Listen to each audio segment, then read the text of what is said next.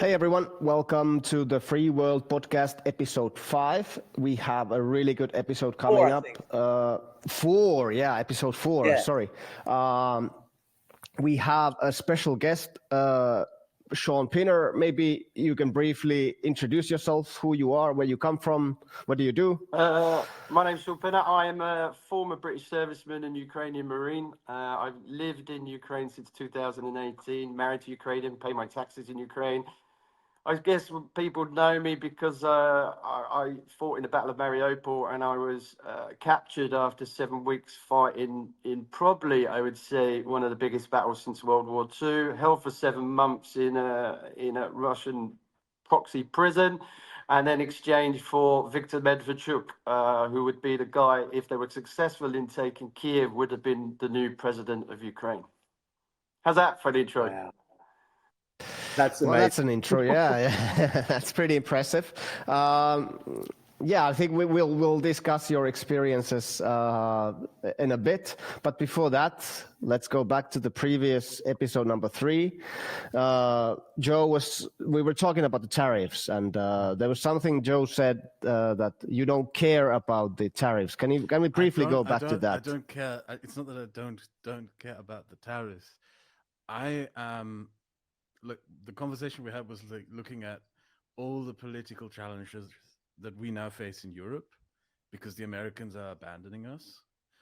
Look at everything that we have to do. We have to rearm. We have to confront Russia. We have to keep sea trade routes open through the Red Sea to Asia, cooperation with Egypt, what to do with the Canadians now that they're also getting betrayed, etc., etc. We have all these things that we have to care about.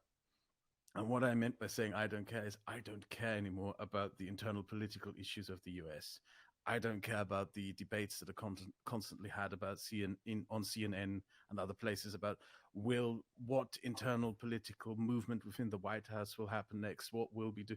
I will be focusing a lot more of my attention on the politics of Europe and the challenges that we face here. Whatever the Americans do, I hope they sort out their internal problems. I hope they get back to normal. But I think in terms of the priorities we set, as Europeans at least, I mean, we don't have any Americans here. We should prioritize European political issues, the challenges we face, and not do this thing where we hope the Americans come back. I don't think that's a reasonable approach to take. You mentioned Russia there. So Shaun, do you think Russia is planning to invade NATO country or start a special operation in a NATO country? I don't think they have the capability at the moment, to be fair. I mean, I think personally, my view is, I think the war in Ukraine has really held up people's plans like China to invade Taiwan, because generally people have watched what's gone on here, and I think they've gone, shit, we need some more gear. We need some more rockets, more ammo. I think if you take into just what NATO had in stockpile of what they thought they needed to fight Russia, you know, you can see that they're going to struggle. We'd beat Russia. NATO, I have no problem that we'd beat Russia, but we'd run out of missiles and artillery in 2 weeks. So I think the world took stock of the drone developments. I don't think Russia's in a position at the moment to invade NATO. And the war needs to be won in Ukraine and push Russia out. I think that's the only way, really, we can deter Russia now from progressing further, into Europe. Okay, so what's the realistic report from the front lines, from the trenches now? Is there a lot of progress coming from the Ukrainian side, from the Russian side? What's your view? Well, I take casualties from the front lines. I help with my charity Prevail here.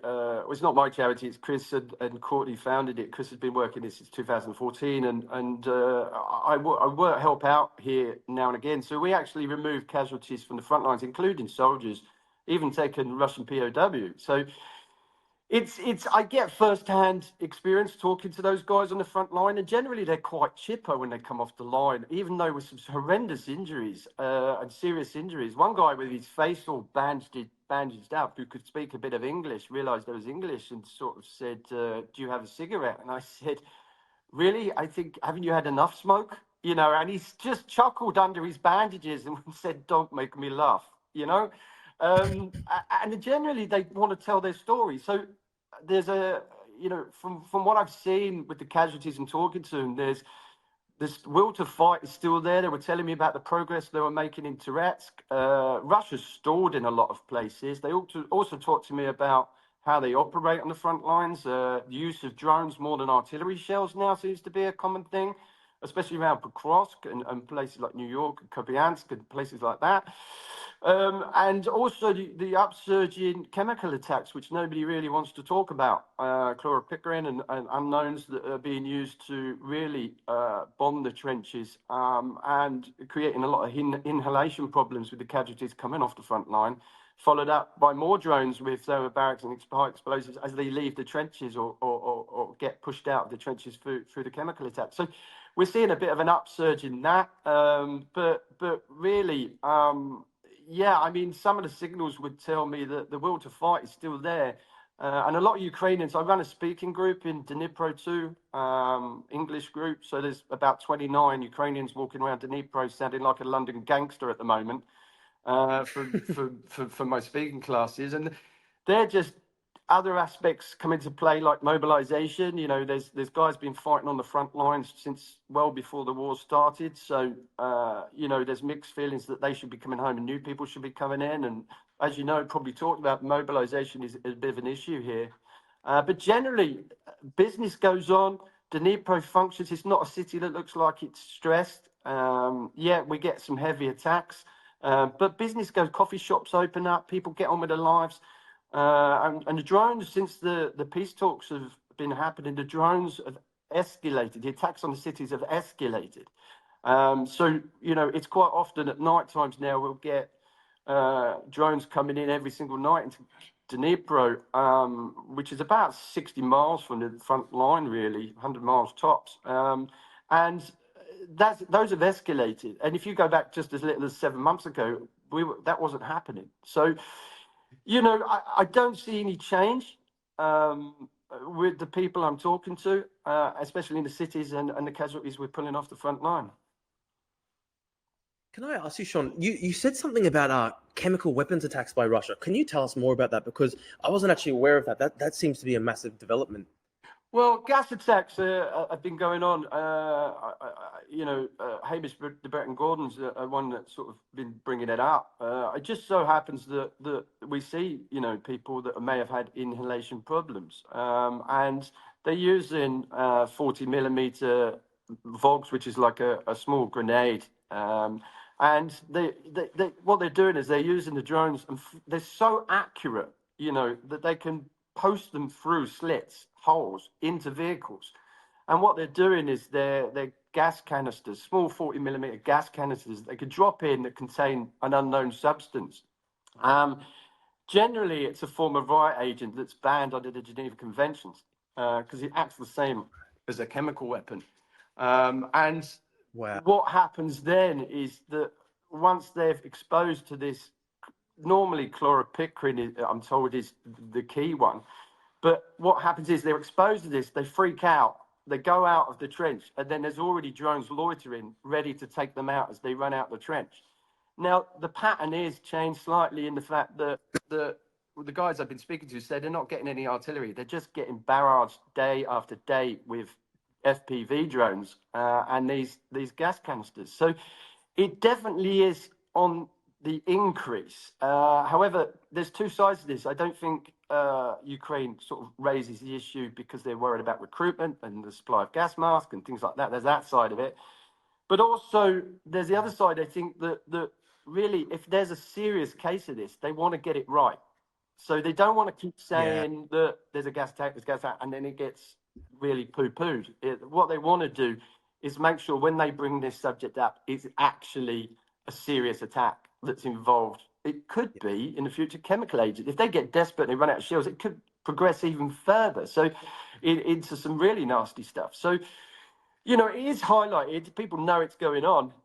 It's just that I'm now seeing it on the casualties coming in with inhalation problems, and then there come some really horrific stories where then they're followed up with drones where they've got burns and serious injuries from explosives.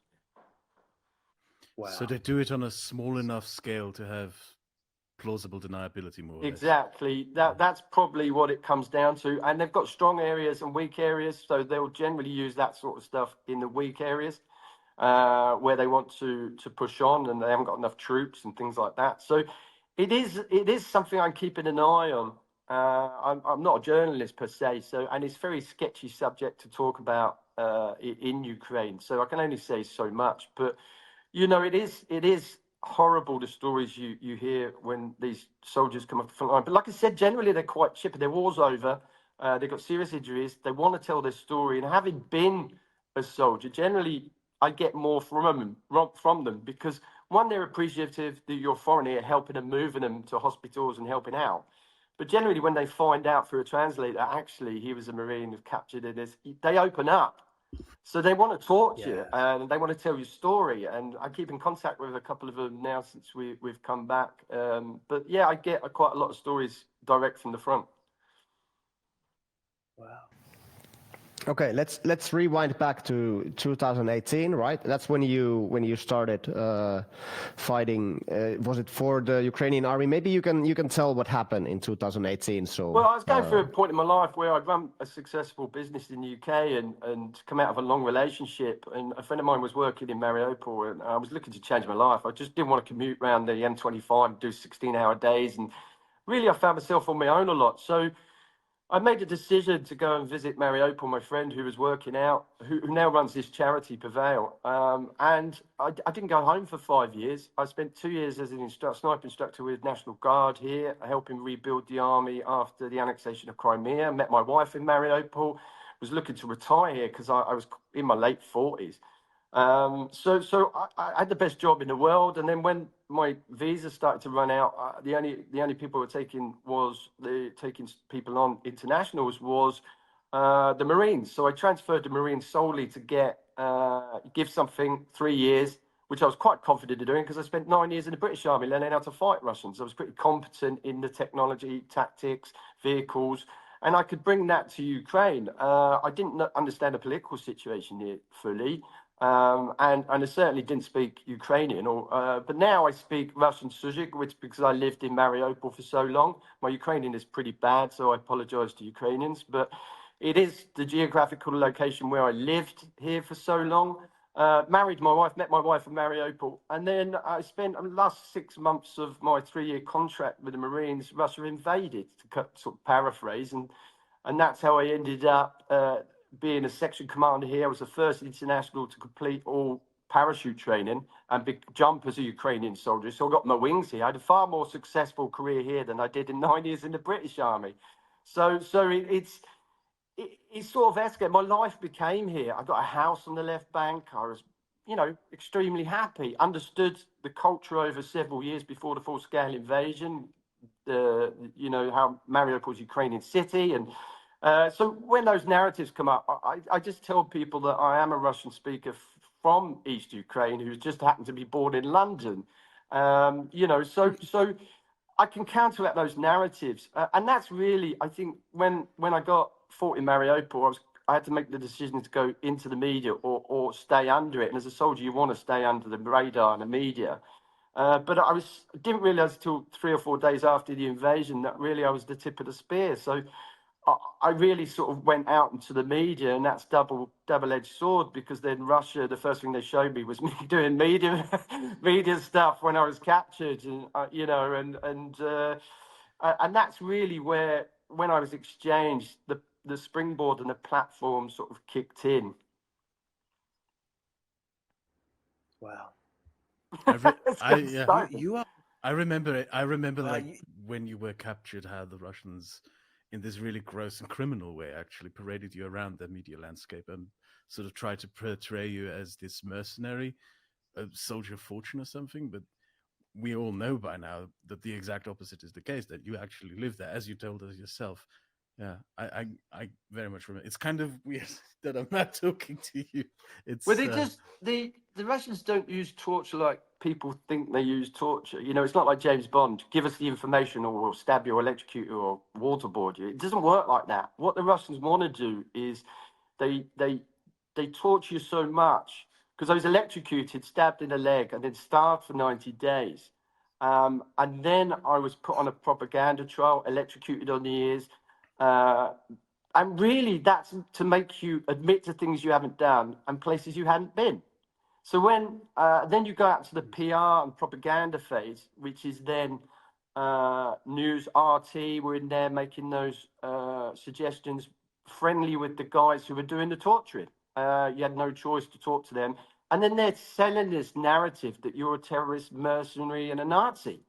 And there's nothing you can do about it. I'd had resistance trainings, you know, in the British Army. I went to America to do my SEER training for this type of scenario. So I knew exactly what was coming. But what happened was that there's nothing you can do about being used as a propaganda mule.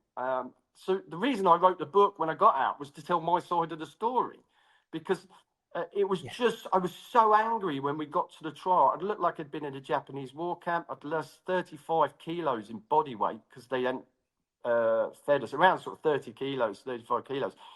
And I looked like I'd been in a Jap. My back went straight into my legs. You could see my ribs. My elbows were starting to protrude because we hadn't had any food for near on 60 days, just an odd bit of bread now and again.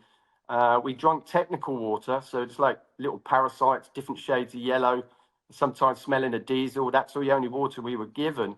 And we were kept underground for 60 days. So, you know, by the time the trial came out, that's when the world really picked up, because if you look at the timeline of when I was captured through to the timeline I got to the trial, I didn't look too bad when I was captured. By the time the trial came around, I looked emaciated and really bad, suffering with dysentery. So I just brought up a photo of it, Shaun, and it's like you look like a different yeah, person. You exactly. literally look And like a that's just different not me. person. They're doing that to civilians, children. 19-year-old a guy I was in with, who was a train driver for Mariupol, who just had a business card in his wallet written in Ukrainian, who was getting the same treatment I was.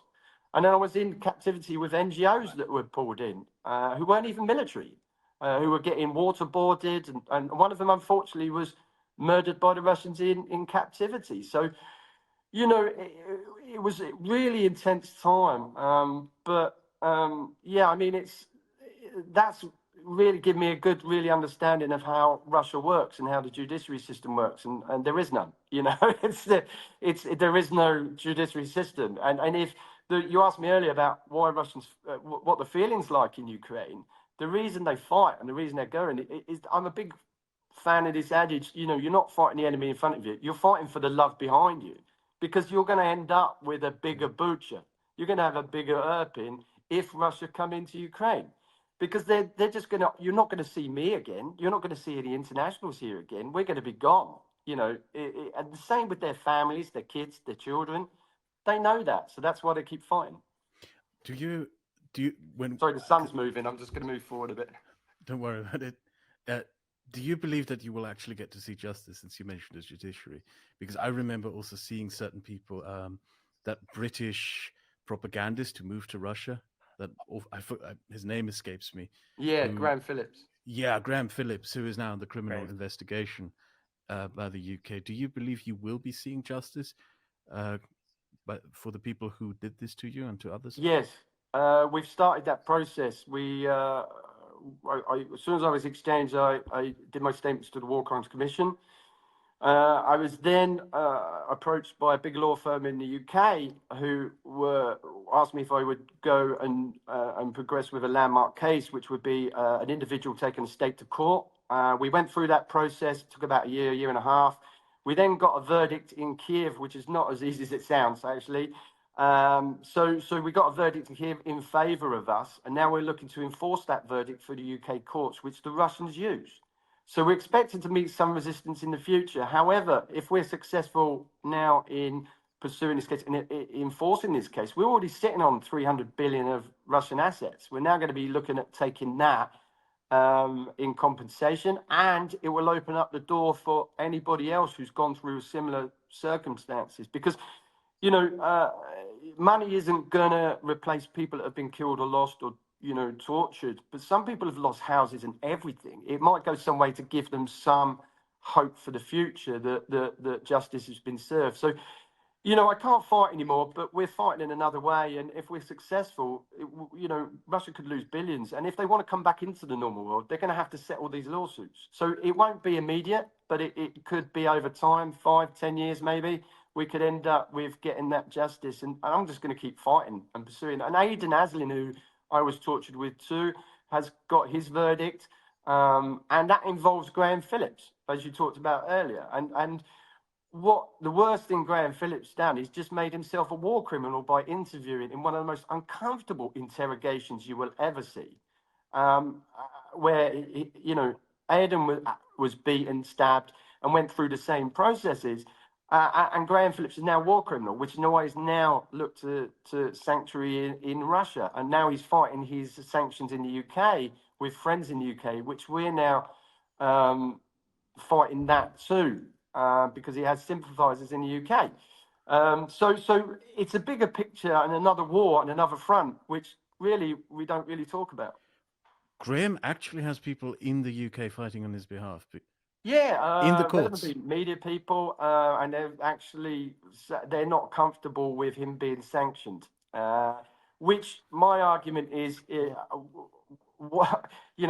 know it's shocking, but my argument is, I want my British government, if somebody's fighting against our foreign policy in our country, I want my government to sanction that guy. If he's not going to come home and he's going to run away, he's got every time. He could come back to England and fight this, but he won't. He's hiding in Russia and fighting these sanctions in Russia under the guise of free speech. It's not free speech, it's incitement. It's genocidal rhetoric. What he's doing is promoting a foreign nation's agenda with false propaganda. And that can't happen. So I want my government to sanction him until he comes home. And his argument is, well, I can't come home because you've sanctioned me. Well, he seems to be making a living year after year in Russia. He can fly back. He just doesn't want to. So, we're fighting that. Yes. And he's the only one to be sanctioned, but he's the only one that's really done this sort of thing. And part of the why he's been sanctioned is the interview he did with Aidan Aslin. I remember reading in a newspaper when all of this went down that this was the first time a British citizen had done that since the Second World War.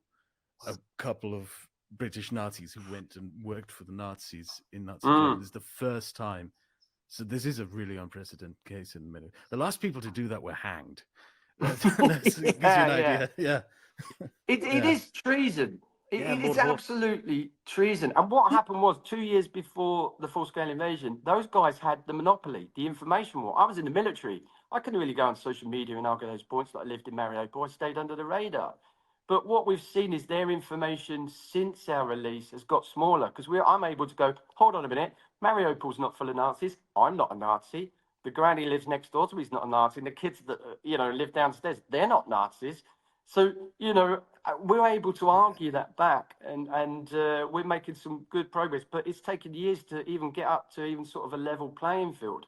A lot of people, I've seen a lot of people think you were in the Azov battalion. You're a Marine. I was National Guard and I did instruct with Azov, but that again is a campaign from successful Russian propaganda led by people like Graham Phillips.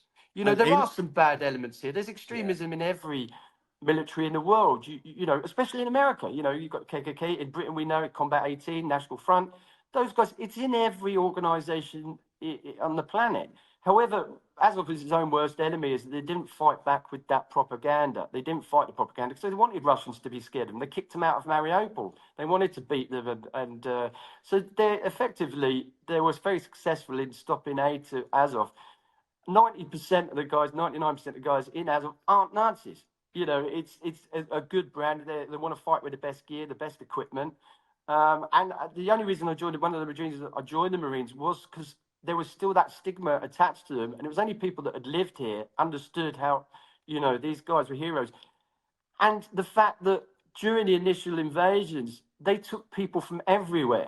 And it's not nice guys that go and fight wars. It's not people that go, oh, can we talk about this? It's every element of society that believes in one common goal of beating Russians. And that could involve every person in society. One of them being Nazis, maybe far right. but it could be far left, it could be drug dealers, it could I be think far left. anybody, you know, football hooligans. They're given guns, go and get the Russians out. I've seen far left units in Ukraine, like anarchists and stuff like that, joining up. Like, and my understanding was like Azov was reconstituted under like, you know, the direct supervision of the Ukrainian military as well. And I was there after that, and they said to me that we want to change and get rid of this stigma now. They were changing to a more modernized Army Special Forces, I would say, unit. I mean, everybody wants to go there and fight because they're the best unit, and you want to fight with people that have the best gear, the best motivation. People aren't going to run, and the brotherhood there is like second to none. You know, I didn't see any. I wasn't forced into ideology or anything like that.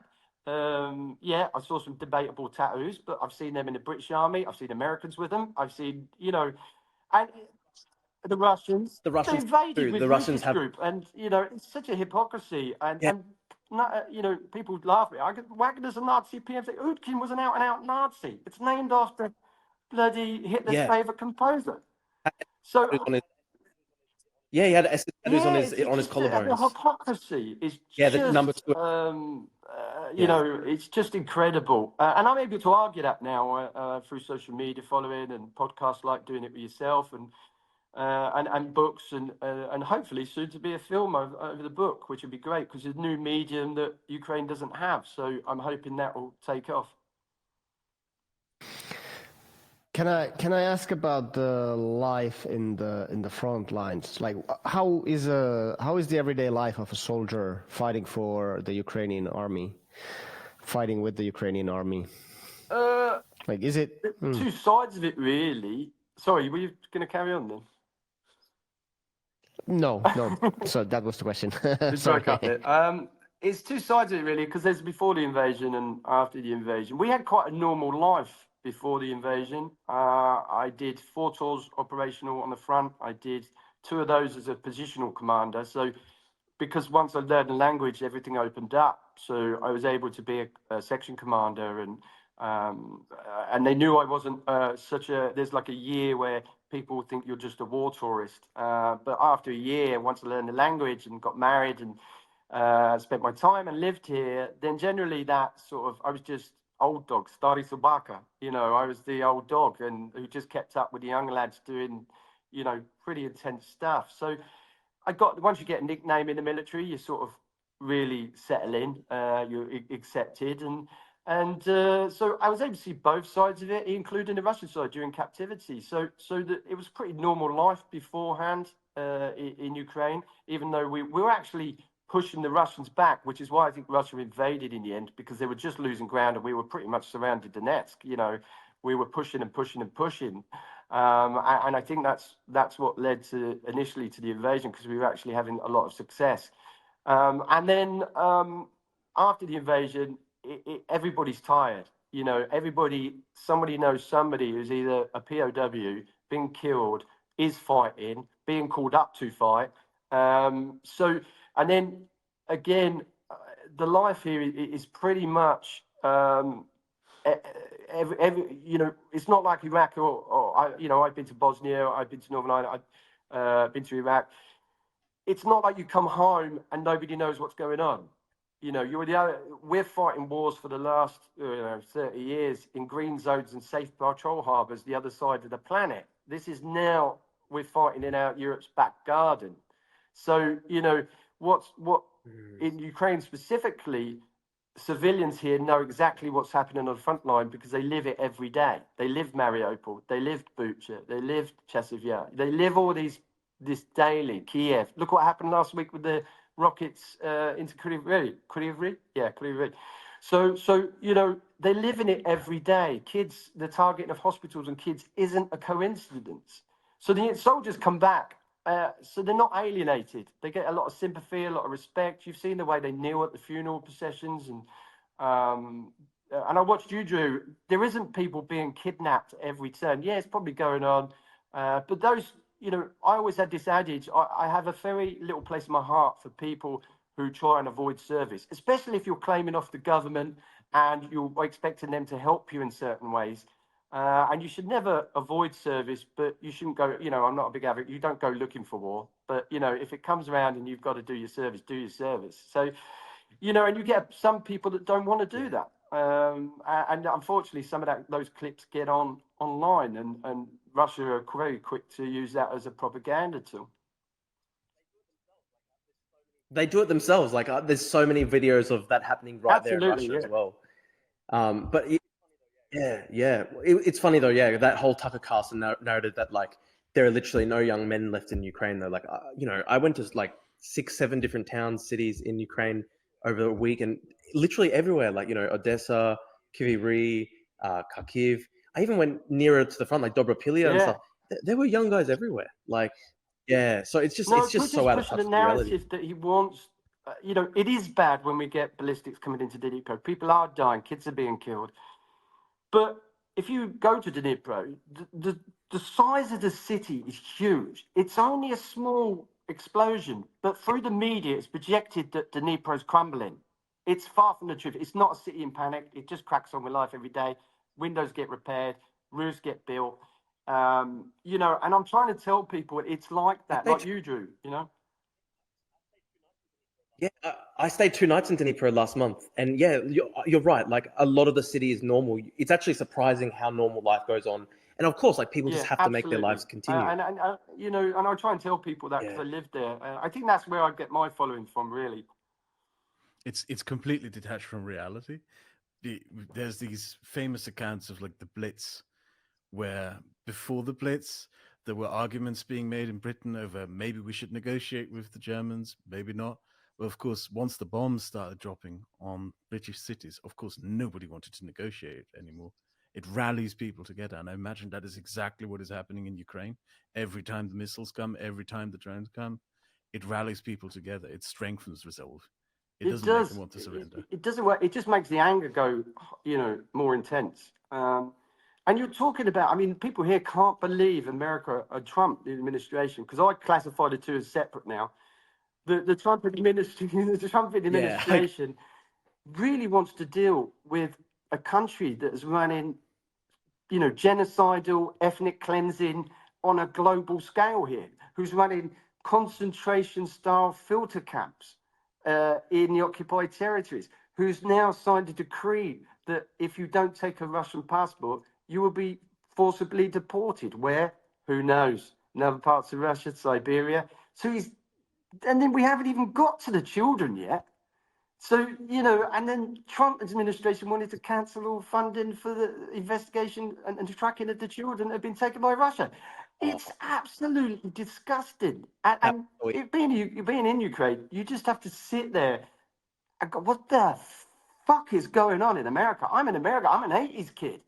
I grew up with Carl Lewis, King, the running track. Reagan was King Ding-a-ling. Everybody Americana was huge. There was even Frankie Goes to Hollywood making songs about Americana. It's like I was that guy who wanted to be American, and now I'm just seeing it just. Dude, I relate. I was the biggest fan. I was literally the biggest fan of America up until 1 month ago. My God. So it's just horrible to see, and I know there's a lot of support in America. We've seen it now. I'm friends with Adam Kinzinger. We've been friends for quite a while, and he's working for our charity and helping our charity now. And I'm making some influential people. Nice. So I know there's a lot of support in America. It's just, you go off X and onto something like Blue Sky, it's a totally different climate, and it's just X and the same disciples of Trump who are being paid, like tenant media, being paid. You think wars are expensive. This is probably the most expensive war that's ever been fought since World War II because of the money, not just in weapons, arms, soldiers, contracts, but the media, the editors they're paying not to put stories in the paper. It's massive corruption. And, They've run the best media psyops campaign in legitimately. Absolutely, and probably that's modern why history. Important these podcasts go out because it talks to people on the ground, and they can get a feeling of it here, and that's where my following came from, because I was just telling people actually that's not the case. It's not quite the way the media portrays it, and there's no media out here. I mean, it's just they've stopped. I mean, they can't afford to keep people out here all the time. It's not making the news because I speak to, even to the point now I've become a journalist because one of the national newspapers has asked me to do stuff for them, write for them once a month, and push the agenda here because I live here. You know, it's easier for me to try and keep. I'm pro-Ukrainian. I can't get away from that, but trying to keep, you know, a neutral head on. And if I see something I don't agree with, I'm quite happy to, you know, write about that, what's going on in Ukraine, and talk about it, because, you know, it's not all perfect. It's not all roses and tinted spectacles here. And, you know, Ukraine does have its flaws and problems, but not to the extent that, you know, the right-wing media and Trump media are pushing, and Russian media are pushing this. It's far from the truth. The tenant media thing is particularly infuriating. So right. I used to know Tim Pool. I had conversations with him years ago. Whoa. The thing that He was that pro-Maidan. is the thing that infuriates He was at the me Maidan. most. He was in Ukraine in 2014 at the Maidan Revolution. He reported from it for another. He knows. Really? Yes, he knows. And he was He knows it's pro-Ukraine. bullshit. He knows the Russian propaganda is bullshit, but now he spreads it anyway. That's the most infuriating thing about him. And that's the thing that I believe that a lot of people, every time this is mentioned, I have to just point it out. This guy was in Ukraine during the revolution, honestly reporting on what happened. And he knows he's lying. He knows he's lying. We know he's lying. And he probably knows that we know he's lying. It's important to point that out. Yeah. 400K a month. Yeah, that's 400K. Yeah, that's the thing. Like they do it for money. They want this. They need this. They just do it for money. They are completely like opportunistic, cynical. They have this completely cynical approach to information. So they are just helping share false narratives for anyone who is paying them. So I mean, if somebody offered you 400,000 a month for producing videos on a specific topic, wouldn't you be like asking questions like, why? Who is this who's paying me? Why am I being paid so well? Or are they all getting so much money that 400,000 is basically nothing compared to what they're getting in total? It's just feels so. The whole approach is so cynical that I just cannot understand that. That's actually one of the reasons why we started creating this collective, the Free World, because basically, okay, we get nothing from this, at least not yet, but we will probably never be paid by an oligarch to produce any kind of political content. We just want to speak our minds and have good guests like Shaun, you here. Yeah, today. Absolutely. I mean, the problem with social media and really the internet now, it's given a voice to people like a garbage man in St. Petersburg has got a voice now. And it's also, from an intelligence point of view, made it very accessible for Russia to be able to contact the dregs of humanity in being able to conscript them to do things like burning Ukrainian vehicles. Somebody wanted their next drug fix or an alcoholic problems, targeting anti-Ukrainian people who are maybe avoiding the draft. This is quite an essential issue here, but not as bad as the occupied territories. But the internet has really made that accessible to intelligence groups, and not just that, but just to really set up operations where they can hit supply lines by using a drug dealer or a criminal gang in the other side of the planet, or the other side of the country. So it is one of the things that I talk about with NATO troops now, about being at war. This is all part of it. The espionage, the cyber attacks, things you just, and the people killing you are the same color as you. They look like you. When's the last war we ever did Shaun, that? Shaun, when I was in Ukraine last month, I went through Mykolaiv, and it was about a week after. It was actually like they basically, the Russians contacted like this old babushka or something like that, and they told her, "Oh, go and drop off this bag somewhere, and we'll send you a couple $100." And they turned this old babushka into like a suicide bomber. Like they detonated. I'm not sure, like, did you maybe hear that story? But like, that was sick when I heard that. I was like, they just find like an old babushka and they tell her, "Oh, we'll give you $100 to drop this package off somewhere." And they just detonate her. And it was like and then they went out and said, "Oh, this is on the increase." Yeah. They don't know they're suicide bombers. And that's what the Russians are doing now. They collect them in cells. They get one cell to build the bomb. That's then they sick. transport it. He gives it to the other cell, and the other cell gets told they're transporting it. And when they get to the location, it's GPS. They detonate it, and then and that's becoming quite common now. It's full on ISIS tactics, and that's what I talked about to military about being in a war now. And it is the people that need that cash. Elon pulling US aid has really had a detrimental effect here, because one of the things that's holding the front lines together is the humanitarian aid groups who pay local people. They bring in, pay them a salary. What Elon's done is pull all that, stopped all the mine projects, stopped all the humanitarian aid. Now it's pulling at stretching the fabric to breaking point, because those guys have to go and find work now, including my wife, who's been furloughed because of it, and she was head of a project. So, all that stuff, and all that adds pressure here, which is helping Russia. So, when people were talking to me saying, Trump could be really good for Ukraine, I was going, I don't see this at all. I think it's word. Those chess pieces were being moved, and I was watching humanitarian aid being dropped, and that really just does support Russia. And I was seeing Tulsi Gabbard go into intelligence positions who reposts RT, and they just tortured me in a bloody prison. They're part of that system. So I struggle with this. Pardon? Director of National. Yeah, the Director of National Intelligence, and she was reposting RT collaborators. Tortured us and sent us out. So you just, I'm in a. That would turn. Yeah. She went to Syria That to would make pose me around with Assad within I know. just walking distance yeah. of that awful torture prison that they. Yeah.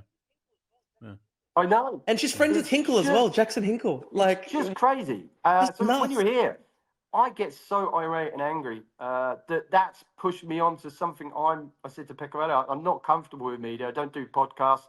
I used to get quite scared when I talk to big groups of people.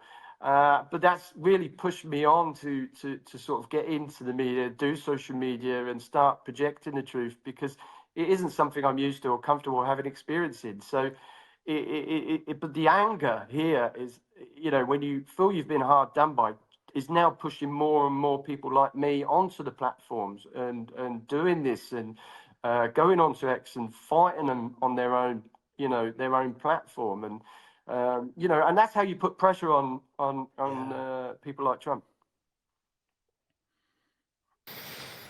yeah, wow. I don't know about putting pressure on Trump, to be honest. I really think that this is like, how do I put this?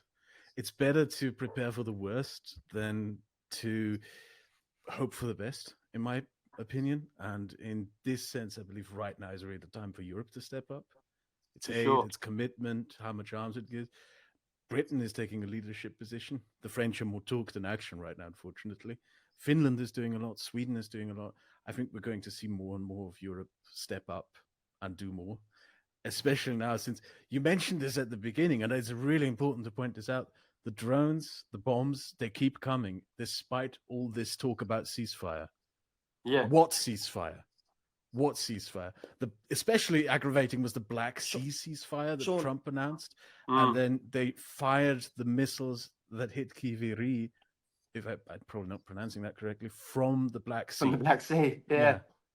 I mean, he's just ridiculing Trump, and there's no fight back from the Americans, none at all from what Ukrainians see here. There's just none. It's after concession from Ukraine. The whole thing was done by people who couldn't speak the language, didn't understand the region. They went behind Zelensky's back and and excluded him from talks, which automatically is distrusting. And then to top it all off, you had the incident at the White House, which was just an absolute attack on Zelensky the minute he got out the car, about his dress, what he was wearing, all the way through to the press conference before he even got to the argument with Trump and J.D. Vance.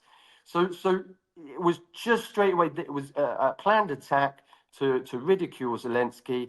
And then afterward, he goes on about that hatred for Biden and Hunter Biden and it's deep-rooted hatred for Ukraine. So I've seen this for years. And again, going back to your topic about, I've always been an advocate of Europe stepping up. I've been saying this for years. We need to when they talked about a European army. How are you going to have a European army when most of NATO doesn't meet the minimum gender for, I think, 2.5%? I mean, who's going to pay for that? So I knew that sort of stuff was garbage, and we did need to, up our defence spending. And that's the only probably thing I agree with Trump about, since he brought it up, because I was saying the same There's thing. nothing to agree with him on this one, that because the latest figure of the news was he's now mad at us because we're not buying only buying American equipment. So he wants us to stop rearming. Yeah. Because we should only rearm if we only buy American stuff, basically, which is... And who's going to do that now? So that then they can turn switches. Yeah. Yeah, exactly. Because they've threatened to turn off the switches on these weapon systems. He did it with Ukraine, stopping military aid. So they took straight advantage of that and, started pushing in on Kursk. And he's just, the annual decree, largest mobilization of 160,000 Russians, I think he's mobilizing. I mean, we know there's no communications curtain here with the other side.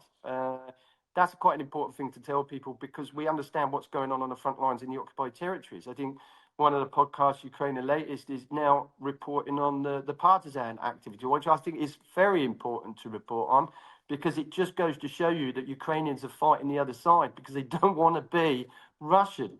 So it's really important to highlight that, because what doesn't get out into the Western media is that partisan activity, to the point where Russian soldiers can't actually go on leave to Mariupol or Berdyansk now, because they're not coming back. They're being attacked, poisoned, blown up. So to the point when they're now talking about bringing the death penalty in the occupied territories because of that problem. So it is. People need to understand this isn't just a fighting in Ukraine. They're fighting in the occupied territories too. This is a war, and Russia's trying to commit ethnic cleansing and genocide inside Europe by now using Chinese, North Korean, Iranian drones. I mean, at what point is Europe going to step up? Chinese soldiers. We had the news today that the Ukrainians had captured 2 Chinese soldiers. It is incredible. That's pretty incredible news. My feeling is that he's got, my personal feeling, I can't prove it, is that they're bringing in, like the North Koreans, Chinese regulars to get experience of fighting in Ukraine. Now, since 2014, Ukraine has been used as a polygon, a training area for new equipment for Russia, for tactics, for grounding people in war. This hasn't changed. I absolutely believe they are Chinese regulars that are coming over. And you've seen the videos of the guys writing on the walls, the way they hold their weapons, the way they're trained. They look like Chinese regulars, not militia, not mercenaries who have no idea how to hold guns or kit. Look at the kit they're wearing. They are Chinese regulars fighting in Ukraine. Same as North Koreans. North Koreans are technically not gotten any battles in Ukraine yet, but they are reports that North Korean troops are in places like Mariupol running training schools and things like that. So they are here. We are fighting a war, not just against Russia that the media portrays. We are fighting China, North Korea, Iran, and the Russian Federation. Yeah. The full axis. This is World War III. Just nobody declares war anymore.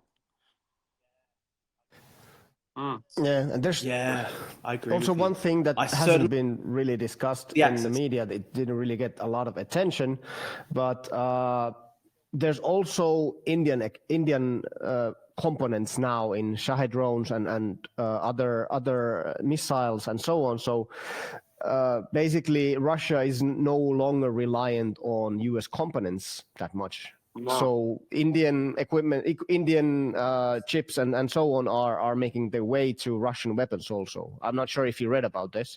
I think it was declared by the Ukrainian intelligence maybe, or India-made component discovered in Russian weapons attacking Ukrainian intelligence. It's a shame Chris isn't here actually, because he's a EOD and explosives guy. It's not my forte, so I don't know too much about it. I won't talk about that too much. But he does know about that, and his take on it is pretty much like what you just said, and he understands all the component parts and the imports and when they're being. What I have learned working here is that Russia is hand to mouth at the moment with missiles, rockets, artillery, and those rockets are coming in from North Korea with chips that were made 4 months prior to them being launched. You know, so it's not, they don't have massive stockpiles of rockets and shells. And even, like I touched on earlier, the troops coming off the front line are saying they're not getting shelled, they're getting droned. Because if you think about it, a drone is much easier to transport logistically. You can transport far more of them. They're not going to blow up en route. How many shells on a lorry against drones on a lorry? You're going to have far more drones, much more cost effective. You can build the drones up in the front lines, and then they're out doing the job the same day. So what I'm seeing and what I'm hearing is really putting 2 and 2 together. But generally, you would think drones is now the new artillery, the new mortars, the new sniper. You know, sniper roles in Ukraine now are very hard out in the countryside. I mean, they're limited to cities and towns. But you know, out in the countryside, I mean, that role in the military is slowly dying because you can, you know, your thermal imagery and your more AI, and you only have to lie out on the field, you just get taken out. You know, there's not a part of the front line in Ukraine that isn't monitored by camera. So, you know, it is astounding. Yeah. You've got 2 very similar armies fighting the same style. And that's where we're at with it. It's going to take a technological breakthrough or financial war or economic collapse to really change the outcome of it. The funny thing is that Trump seems to accidentally have raised the chances of Russia economically collapsing. The oil price dropped, I think, $53 a barrel. So, I mean, when he left, I think it was like $40 a barrel when he left the presidency last time. I think, I don't think for 1 minute that's intentional. I think it's Trump bimbling through, and it's a byproduct of his balls up, to be fair. But it's certainly helping. It's certainly helping Ukraine because economically, we know Russia is stretched. We know that in some parts of the occupied territories, inflation on basic goods has gone up to 140%. You know, I did a skit with Tucker Carlson, you know, when he went to the supermarket in Russia, and I just put one up with a robot in Atiba in Ukraine going, wait till he comes here in Ukraine and sees this, it's going to blow his mind. So, you know, it's like, you know, it's just the sickening propaganda is designed to create oppression of Ukraine, that we're full of Nazis, you know, we're a regime. You know, when the truth is that it is bad here, but it's not going to fold overnight. The cities go largely through the days without you even thinking there's a war on. Listen to that. It's a beautiful sunny day out, Kiev. I'm sitting here talking to you. It's blue sky. You know, there aren't shaheeds coming in, there aren't rockets coming in. Generally, most of your days are like this. You know, it reminds me of, you know, Northern Ireland problems in Britain in the, you know, in the 80s, 70s, 80s, 90s. You know, it's the Manchester bomb. It's one of those, the Bali bomb and things like that. That come in and devastate when they do come in. But, you know, for large parts of the day, you just wouldn't even know there's a war on.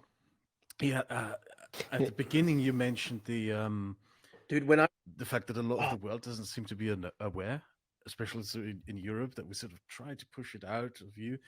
I think there's been genuinely, like, Russia has gone after European infrastructure and European targets as well throughout all of this. The Czech ammunition warehouse and factory that was blown up in 2014. The fact that I think it was just last year that Russia used GPS jammers based in Kaliningrad to try and crash a Finnish airliner. And it was almost nowhere in the news. The deep sea cable disruption, the placing of espionage tracker ship, I don't know what they're called. Cameras, on the supply routes in from Poland. Yeah, and devices used to track British ships and submarines placed by Russian yachts, in the North Sea. These things are very underreported in our news. We focus on whatever the latest clown show in the White House is. We barely ever report what happens here and what directly impacts us and what indicates that the Russians are preparing for a wider war. They are preparing. One of the things I saw was an adult porn star shagging 1,000 men to break the world record that beat the bombs in Ukraine. And I was just like, what is the world coming to, that she gets the headline and you know, Ukraine's dumped into the wilderness, you know. Sean, on that subject, like you're so right that like it does feel like the media has kind of forgotten it, because when I was there, it was right after. Obviously, we just saw the horrific massacre in Kiviri. I saw the massacre in Dobropilia where they killed like probably. I mean, the official number was 14. I think it might have been a lot higher. I mean, I literally went there like a day after I filmed, and you saw like 100 apartments that were just incinerated and burnt. It's like there was that barely made the Western news at all. And even the recent massacre in Kiviri, like if I wasn't following all these Ukraine accounts on Twitter, like I probably wouldn't have seen it in the news. It's actually really sad how, because the videos are now coming out from the restaurant where there was no soldiers in, and they're saying it's a precise strike, killing 85 mercenaries. So it's backfired, and they're still lying. They have no moral bar. They would do anything to win. If anything, this podcast will do was just tell people how much Russia want to take Ukraine and Kiev. They will do anything to do it. It's sad though that the mainstream media the mainstream media in the West don't seem to cover as much like the atrocities that Russia is carrying out every day in Ukraine. I don't think the Kiviri stuff really got the coverage that it deserved, because they slaughtered kids. Massacre, unless you get reminded of that every year, we pump that out. And Mariupol, I speak with personal experience.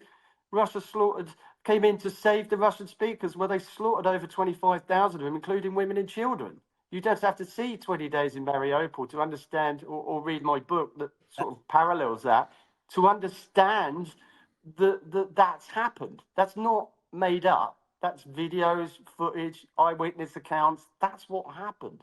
So, they've got no problem. And that's a conservative figure. They're talking about maybe 70, 80,000 people. And the Russian figures are that they've taken 700,000 children from Mariupol. So, and they're being, it's investigations. There is some good journalism. The FT did a good investigative journalism on the kids and found them being pushed onto Russian adoption sites, spoke to their parents in Ukraine. And there are some good people doing some good work, but it's very few and far between. I was going to say, there's two journalists in particular that I think deserve to be called out on this. Owen Jones and Mehdi Hassan. And not to get into the obviously extremely controversial politics of the Middle East, etc. But every couple of weeks, I see Owen Jones, who's got a massive following in Britain, and is a massive figure on the British left in media. He'll come out every couple of weeks and he'll say something like, "Oh, this recent thing that's happened in Gaza, etc. Imagine if Russia was doing this in Ukraine, the whole world would be up in arms." And it's they are doing that in Ukraine. It's happening over and over and over again. But it's just memory hold, right? And this particularly with Mariupol, people were going we've never seen a city destroyed like this. Talking about events in the Middle East, people would say there's no parallel for this at all. And it's dude, 2 years ago, what Russia did. It's tens of thousands of people. It's memory hold from the culture. It's not one. So yeah, I don't think we capitalise on the pressure that we should be putting on Russia. I believe there's a lot of unhappiness at the moment with the mobilizations and the way it's being fought. You just happen to see the clips. Yeah, there's total memory loss when it whataboutisms, and that's what everything about social media. I got the ones I get is, what about the Ukrainians bombing the Russians in Donetsk, and killing the children there? And I was, what? I am from East Ukraine. What are you talking about? Russia invaded in 2014. You've got Igor Girkin, who's in prison because he's saying that he was in charge of the Russians. He said that we held the politicians in Crimea at gunpoint.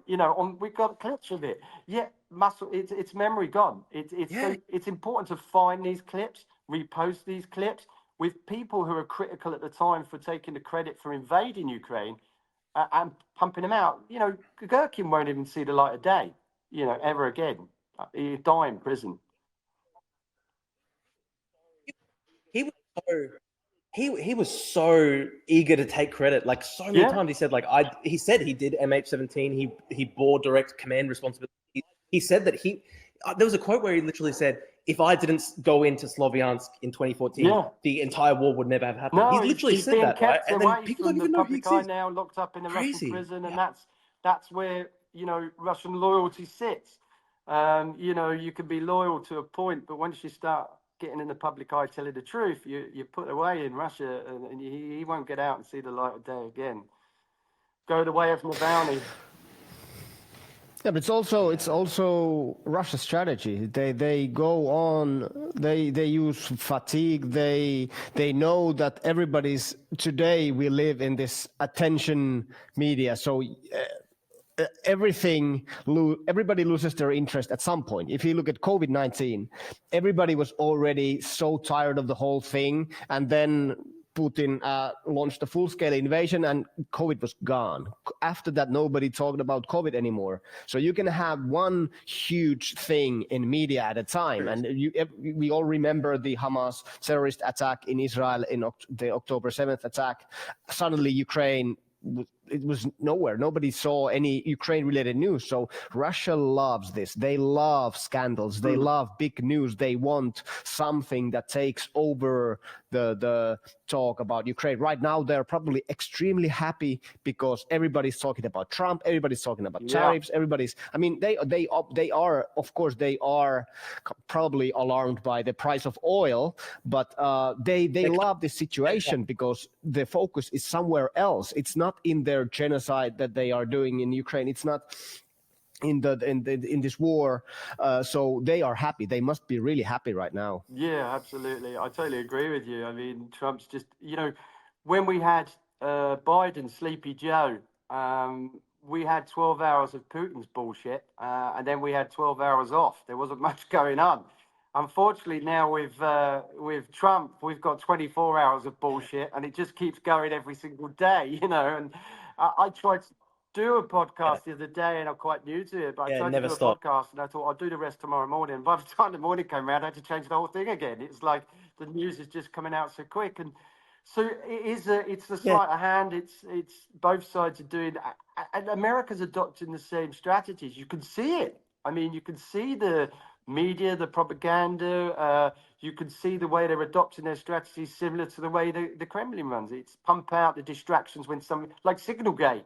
Look at the distractions that are now trying to come out to cover Signalgate. Now, this is a really major thing where, you know, they've tried to avoid security protocols within their government by using a third-party app, which is considered unsecure, giving information about a live operation, which if you're in the military, any military guy knows that is OPSEC, top secret, classified at the very least. You've got Tulsi Gabbard, who's a Russian supporter, who lied at the Senate committee about the classified information. And that is deeply worrying. So what do? All this stuff comes out. You've got Greenland comes up. You've got trips to Greenland. You've got, we're going to put tariffs on. All this designed to cover up this national security disaster. It's probably one of the worst in 50 years.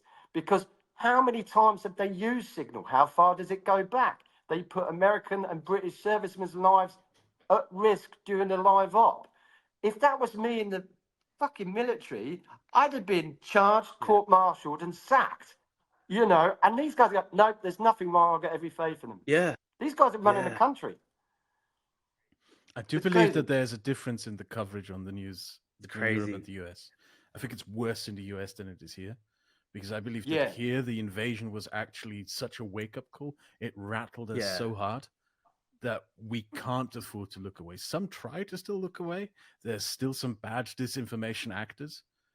But a lot of people, it's just so dominant in the news cycle here, you can't look away anymore. And it's good that you can't look away anymore and that people don't look away anymore. And I don't know what wake-up call the US needs. Probably, I don't know, a recession. I think it's maybe the tariffs. Like maybe the tariffs are the welcome. Yeah, that's the wake up. Well, it's also something that Mr. Pinner mentioned earlier. That's the sad thing. I think so. The Russians fought in Syria, and we saw that the tactics that they tested in Syria, they then brought to Ukraine.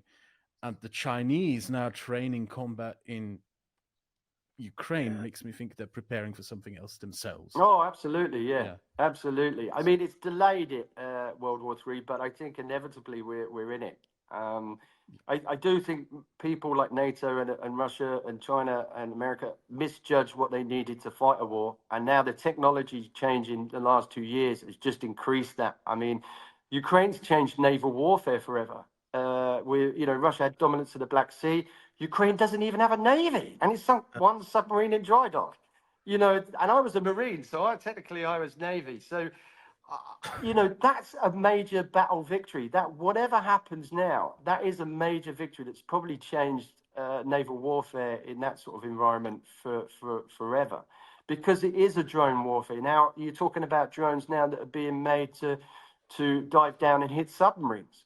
That's bizarre. When I joined the military in '91, we didn't even have phones, and now we're at Terminator stage, which was made in 1984, with drones coming in 10 feet above the ground looking for you, and evacs done with drones, supply runs done with drones.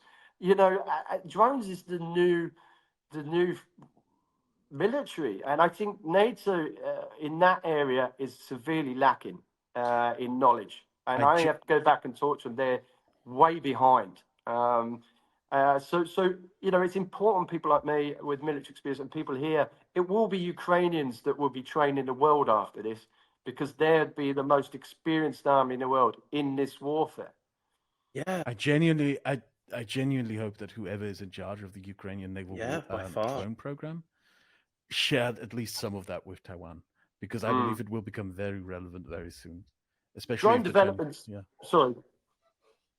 Drone developments here is really put terrorist groups in the same playing field as the militaries now of the world. That's why it's become even more unstable, because you've got accessibility to drones with people like now ISIS and any terrorist organization around the world. Every despot now has this watching Ukraine with real knowledge, understanding and knowledge that they are now in a position where they can fight armies of the countries, with drone capabilities that they can manufacture and innovate. So, if you can beat a Russian Black Sea fleet in the Black Sea with just drones, this has opened up a whole can of worms across militaries and terrorist groups across the world. We are at World War III. We're in a new arms race. I grew up through the 80s in the Cold War, in the nuclear arms race. We're in one now. Nobody's ever going to give up nuclear weapons after Ukraine. I don't want to sound like I'm a conspiracy theorist or a negative, because I'm not that way at all. I'm just factual and telling people what I see here. We're in an arms race. I did research a while ago on, a lot of people don't know about that. The Swiss had a secret nuclear weapons program. They started it the day after the bomb fell on Hiroshima. And they somehow, for some miracle, managed to keep it secret for 43 years. And they got really close to the bomb, just one step away from the bomb. They had everything they needed. They had a delivery vehicle. They had the plutonium, the weapons grade plutonium, the uranium, everything necessary. They had the technology and everything. But instead of making the bomb in the end, they just announced to the world that, hey, we had this program, we're stopping it. And the interesting thing is, they announced to the world in 1988, and everyone praised them and was, it's so nice of you to stop. What people overlooked is they never took a step back. They still basically spent the last 40 years sitting on the nuclear threshold. They never dismantled the technology, the know-how, and everything else. And I think that is what a lot of countries will be considering now. That sort of a lot of countries. I don't know, you could call it Schrödinger's nuclear bomb. It's real, but it's also not real. It's on the threshold. Yeah. Japan's basically got that. Japan's basically at that level. Iran is probably at that level too. There's a lot of countries on that threshold. Switzerland, within a year, they could have the bomb. Basically, that's what countries will strive for. Yeah, I guess. Okay, let's theorize for a bit. There could be war between China and Taiwan, right? I think everybody agrees on that. That could happen this year. What about the US, Israel, and Iran? Is there a chance for a conflict there? I think there was an announcement maybe yesterday that if Iran doesn't dismantle their nuclear program so that the Americans go in and destroy everything, this needs to there will be a conflict. I think it was Netanyahu who said that. Maybe you can confirm, but I mean, Iran, US, Israel, do you think there could be another hot war even in that region? Don't think there could be a hot continuous war. I think there could be airstrikes in an attempt to destroy the Iranian nuclear weapons program, which honestly, it would be a shame if they didn't also destroy the capacity to make drones, considering that they're used against Ukraine. But I think at this point, the war between China and Taiwan is far more likely, because the tariffs, the only thing that prevented that from happening was the interconnection of the Chinese and the American economy. And that's gone now. That's gone. That's wiped. Yeah. And that's gone now. It literally ended today, man. Like today was the day that Trump put 100% tariffs on China. And you know what's we have to publish today. Yeah. We have to publish today on the 9th. Yeah. Oh. But you know what's crazy? I actually almost feel bad, right? Because like for many years, obviously, like, you know, I had my like, I had like a long term. I started off as kind of like an activist in China, Hong Kong stuff, and like I got into trouble where like there was an attempt by the Chinese government in 2022 to like, you know, attack me in Australia, which is crazy. Like the Australian Federal Police like literally raided somebody. It was like literally a foreign intelligence plot. Just insane, right? And like it wasn't even really big news in Australia or anything, but like, yeah, Australian Federal Police like literally raided somebody. And so obviously, like I'm like a pretty big China hawk, and I'm pretty against the Chinese Communist Party. And look, over the years, I've always sort of advocated a position where I'm like, look, we shouldn't trade with China just because this is a really horrible regime that, you know, is responsible for so many atrocities. On the way I looked at it always was kind of on moral grounds. Like I felt on moral grounds we should boycott them based on what they're doing. Like almost in the same way that we would all agree on boycotting Russia.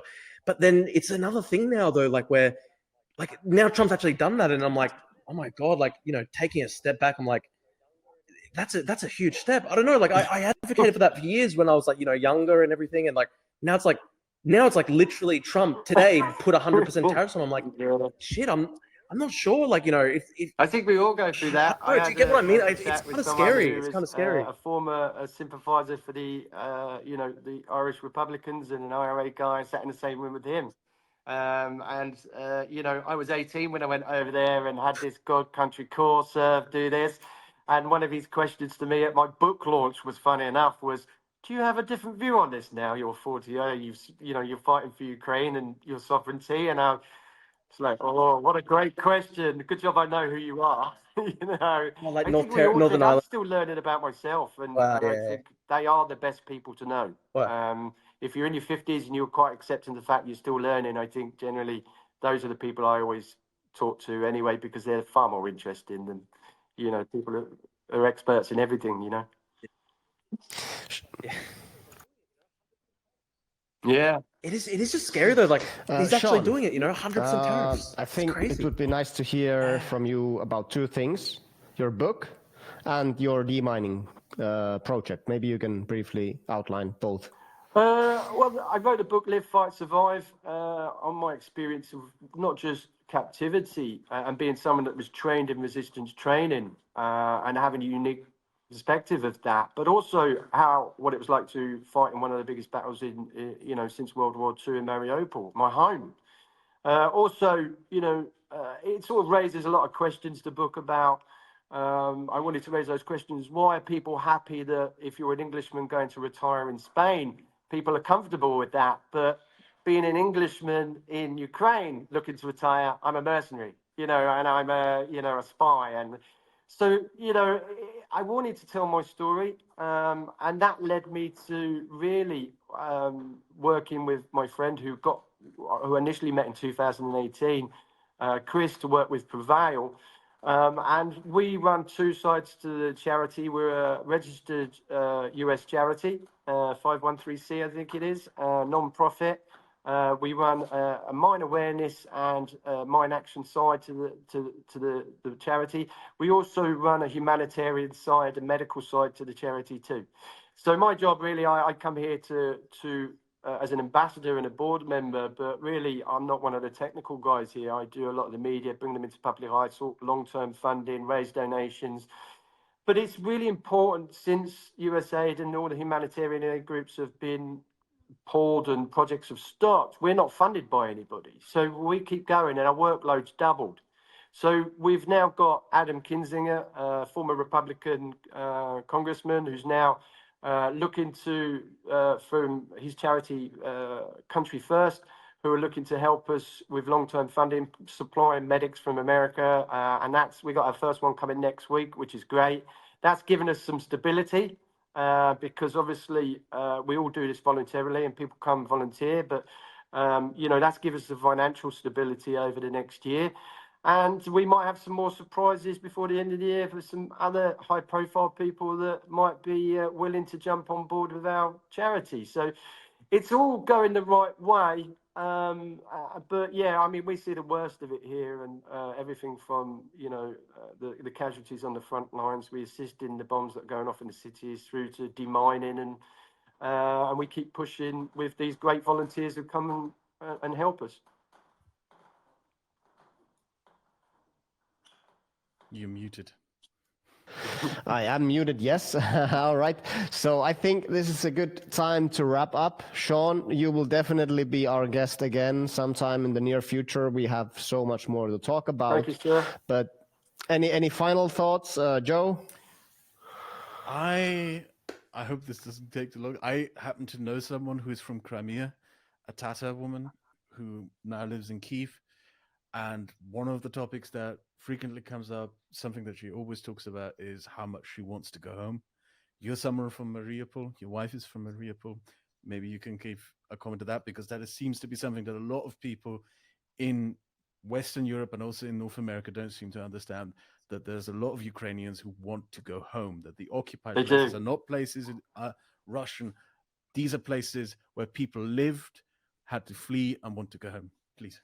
My wife's from Crimea, funny enough, in fact, and families, I won't go too much into the detail of it, but families are still in occupied territories. Like I said, the communications curtain isn't down, so we know exactly what's going on over there, which is half of Russia's problem. But generally, Russia, the problem is, in those occupied territories, Russia is conscripting Ukrainians to fight countrymen. And that is ethnic cleansing, genocide against, international law, Geneva Conventions, and that's going on. So it's a very complex war in which we all want to go home. We all want to see family, loved ones, especially in Mariupol. And what we just have to keep fighting. It's really upsetting, to be honest. Yeah, definitely must be. Like me just imagining that I couldn't go to my hometown, it just hurts my soul. So it's a tragic situation. Final thoughts, Drew?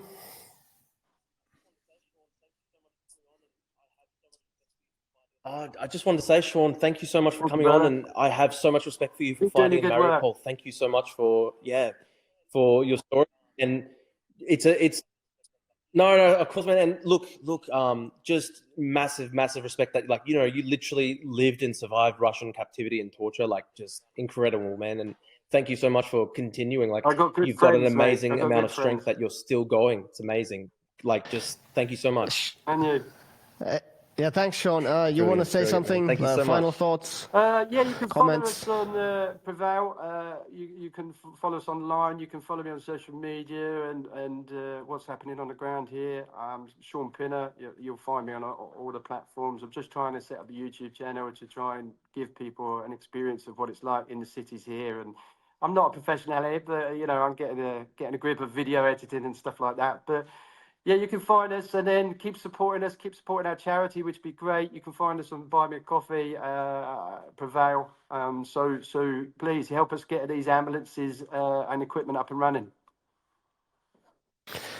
Thank you, Shaun Pinner. What an amazing chat we had.